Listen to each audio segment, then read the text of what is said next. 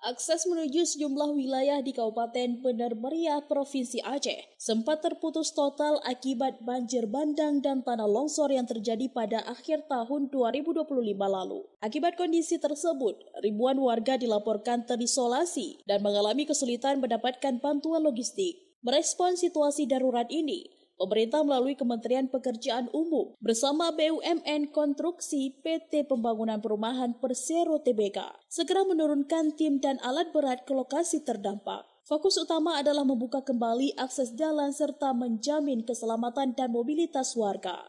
Saat ini, alat berat milik PT PP terus bekerja di Jalan Lintas Provinsi Takengon Biren, tepatnya di Desa Simpang Teritit, Kecamatan Wih Pesam, Kabupaten Bener Meriah. Ruas jalan yang sempat terputus sepanjang kurang lebih 50 meter dengan lebar 9 meter, kini ditimbun material tanah agar dapat dilalui kembali. Asep Syarif menyebutkan, terputusnya akses jalan Biren Takengon merupakan dampak langsung bencana alam. Hingga saat ini tercatat 8 jembatan dan 6 ruas jalan mengalami kerusakan dan seluruhnya akan ditangani melalui langkah tanggap darurat.